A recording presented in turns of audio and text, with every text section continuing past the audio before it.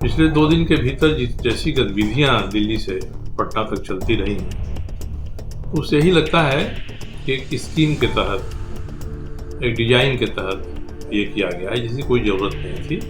अचानक उनको हटाकर राज्यसभा भेज देने की बात सामने आई है।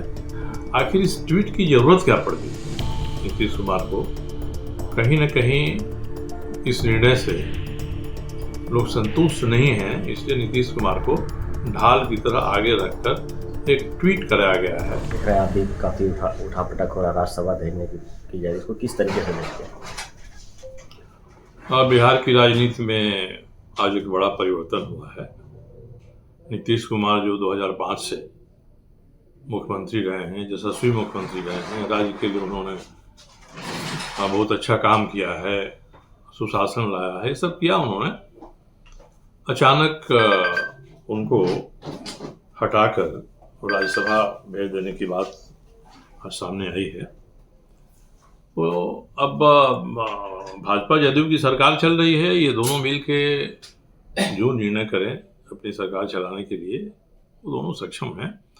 मगर नीतीश कुमार जैसे व्यक्ति को जिस तरीके से मुख्यमंत्री पद से किनारे करके राज्यसभा भेज दिया गया है, लगता है एक शेल्टर में भेज दिया गया उनको, तो ये तरीका नहीं जचता है। ये लगता नहीं है कि निर्णय सामान्य तरीके से हुआ है। पिछले 2 दिन के भीतर जैसी गतिविधियां दिल्ली से पटना तक चलती रही हैं, उससे यही लगता है कि एक स्कीम के तहत, एक डिजाइन के तहत ये किया गया है, जिसकी कोई ज़रूरत नहीं थी। जब नीतीश कुमार खुद ही तैयार हैं कि जो भी तय होता है हम मानेंगे, तो इसकी कोई आवश्यकता नहीं थी। एक प्रतिष्ठित तरीके से जैसी उनकी छवि रही है, उस तरह से नीतीश कुमार जी को राज्यसभा भेजा गया होता, किसी को एतराज़ नहीं होता। इस तरीके से मेरे जैसे व्यक्ति जो अपने आप को उनका मित्र मानते हैं, नज़दीकी मानते हैं, उनको भी धक्का लगा है।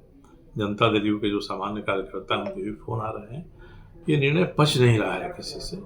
अचानक ये काम हमने कर दिया, तो मुझे उम्मीद है कि अब जो हो गया है उसको लोग स्वीकार करेंगे। स्वीकार करना एक कड़वा घूंट पीने जैसा है।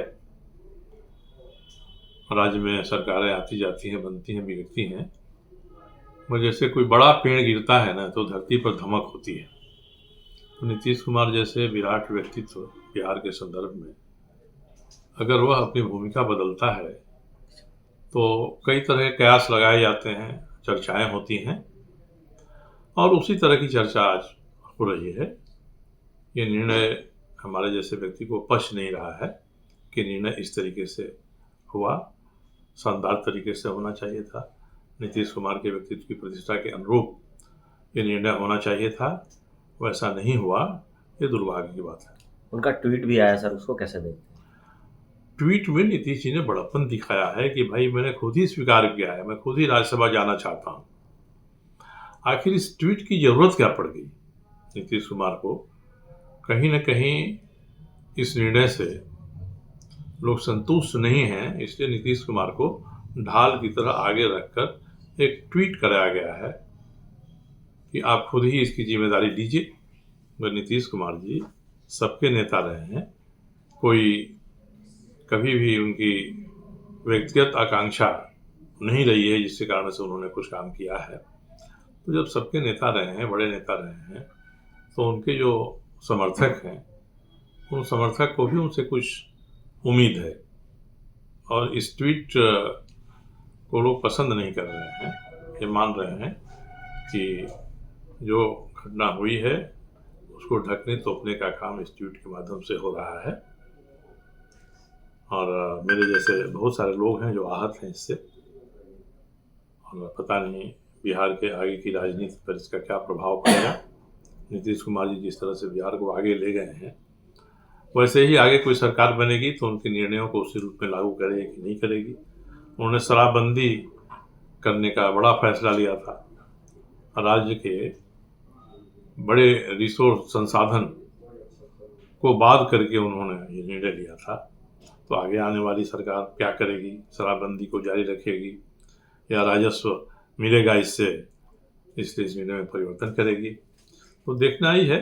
हम लोगों को कोई एतराज़ नहीं है कि भाजपा और जनता दल यू मिल एक नई सरकार बनवा रहे हैं।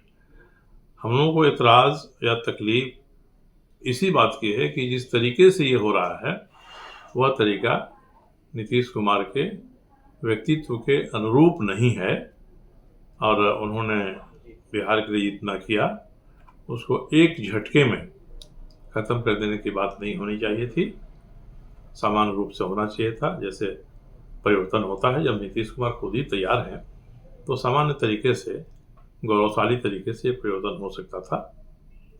अचानक धक्का मार के जैसे किया जाता है, उस तरह की स्थिति नहीं आने देना चाहिए था। प्रभातखबर.com, विश्वास वही, रफ्तार नहीं।